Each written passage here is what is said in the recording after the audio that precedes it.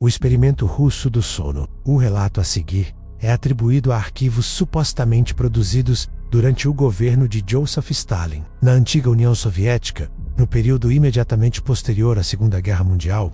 Não existem documentos públicos que confirmem oficialmente a veracidade desses registros, mas também não existem provas definitivas de que sejam falsos. E às vezes, o que não pode ser confirmado é justamente o que mais deveria nos preocupar. Em 1947, 5 prisioneiros políticos foram escolhidos para participar de um experimento secreto. Eram considerados inimigos do Estado, homens que já haviam sido esquecidos pelo sistema. A proposta oferecida a eles era simples: 30 dias sem dormir em troca da liberdade, 30 dias conscientes, 30 dias acordados, 30 dias enfrentando o próprio cérebro sem a pausa natural que todos nós precisamos. Naquele momento da história, o mundo ainda respirava o medo deixado pela guerra. Governos buscavam vantagens militares, científicas e psicológicas. A ideia de soldados que não precisassem dormir parecia revolucionária. Imagine um exército que nunca se cansa, que nunca fecha os olhos, que nunca reduz a vigilância, um exército permanentemente desperto. Para isso,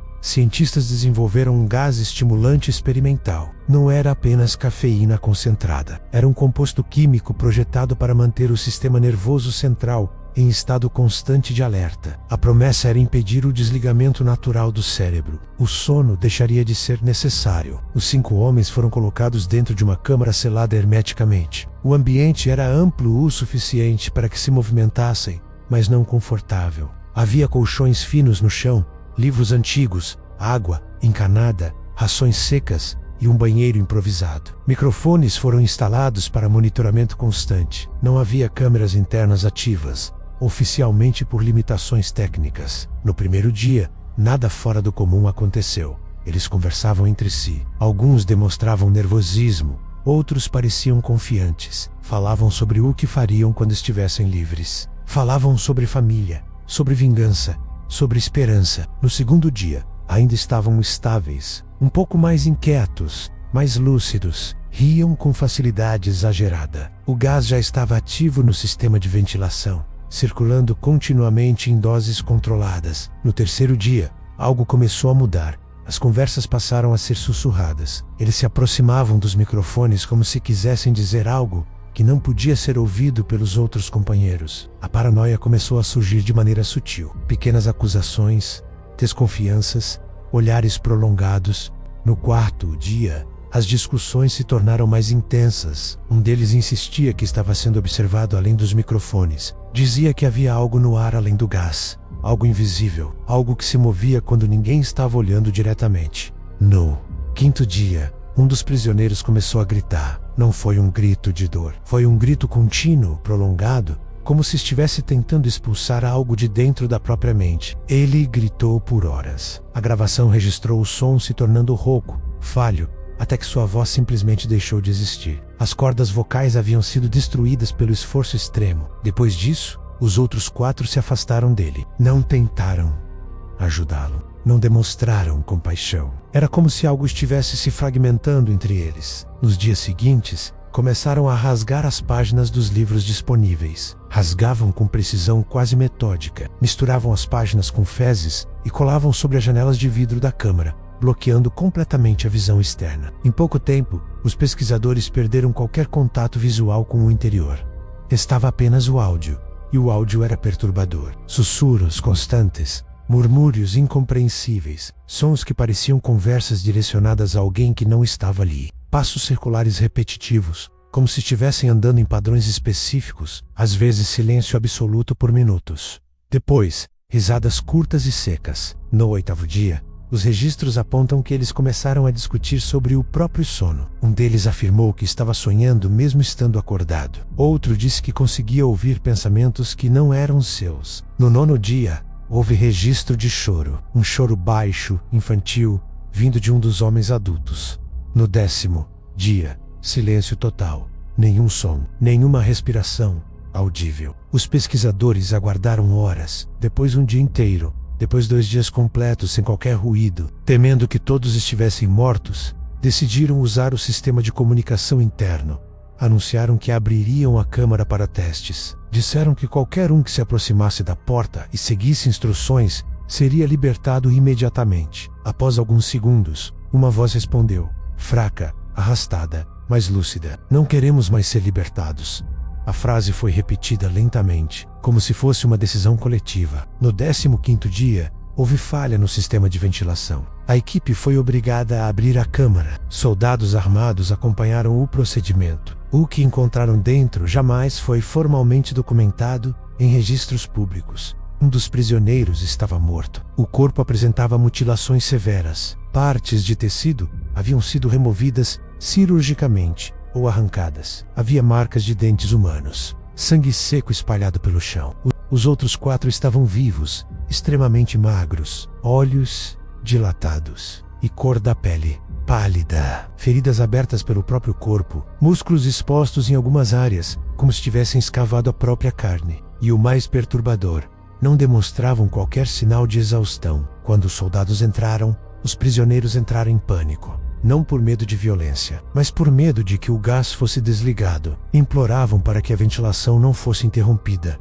Diziam que precisavam permanecer acordados. Diziam que não podiam dormir. Um deles agarrou um soldado com força desproporcional ao seu estado físico. Foram necessários vários homens para contê-lo. Durante o transporte ao hospital militar, um dos sobreviventes repetia constantemente que o sono era o verdadeiro inimigo, que dormir significava voltar para o lugar onde eles estavam.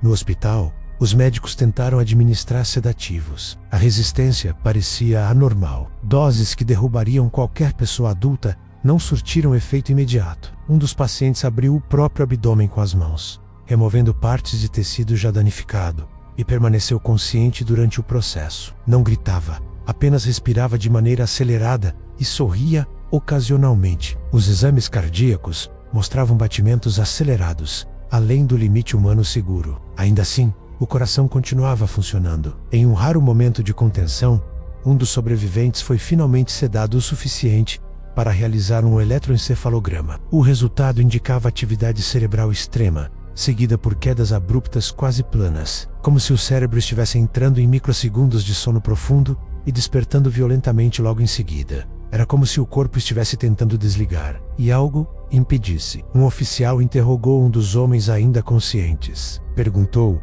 o que havia acontecido dentro da câmara. Perguntou o que estavam tentando alcançar. A resposta veio com dificuldade, mas clareza. Somos vocês. Somos aquilo que escondem toda vez que fecham os olhos. Ele começou a rir após dizer isso. Uma risada baixa, sem emoção. Os 3 sobreviventes restantes pediram para retornar à câmara. Disseram que precisavam terminar o experimento. Disseram que não era seguro para ninguém que eles dormissem. Um dos cientistas envolvidos teria declarado que aquilo precisava acabar, que não era ciência, era insanidade. Horas depois, esse cientista foi acusado de sabotagem e executado. Os prisioneiros foram recolocados na câmara. O gás foi reativado. Minutos antes da porta ser selada novamente, o último homem consciente sussurrou algo que ficou registrado nos áudios finais. Estamos livres. Pouco depois, seus sinais vitais cessaram. Décadas mais tarde, essa história surgiu em fóruns online como uma narrativa de terror. Muitos a classificam como ficção, uma lenda moderna, uma creepypasta criada para explorar o medo da privação de sono. Mas a privação extrema é real. Após 24 horas acordado, o corpo já demonstra queda de desempenho cognitivo. Após 48 horas, surgem falhas de memória e irritabilidade severa. Após 72 horas, alucinações podem começar. O cérebro humano não foi projetado para permanecer permanentemente consciente. O sono não é apenas descanso, é reorganização neural, é manutenção emocional, é limpeza metabólica do cérebro. Durante o sono profundo, toxinas acumuladas ao longo do dia são removidas. Sem esse processo, a mente começa a deteriorar. Agora imagine 30 dias e imagine nunca desligar. Imagine nunca escapar da própria consciência. O experimento russo do sono pode não ter acontecido da maneira descrita. Pode ser uma metáfora moderna sobre os limites humanos. Pode ser apenas uma história criada para assustar. Mas há algo profundamente perturbador na ideia de que o sono talvez seja mais do que uma necessidade biológica. E se ele for uma proteção? E se, ao dormirmos, estivermos sendo protegidos de algo que existe dentro de nós? Todos nós já experimentamos pensamentos intrusivos antes de dormir. Ideias que surgem no silêncio.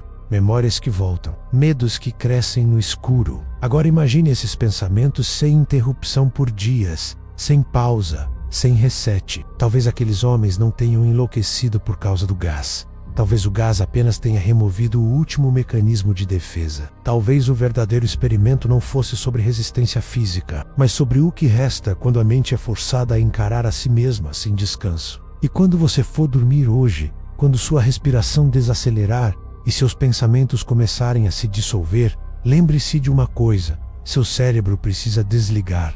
Ele precisa sonhar. Ele precisa escapar de si mesmo, porque permanecer acordado para sempre pode não ser uma evolução, pode ser a libertação de algo que jamais deveria sair.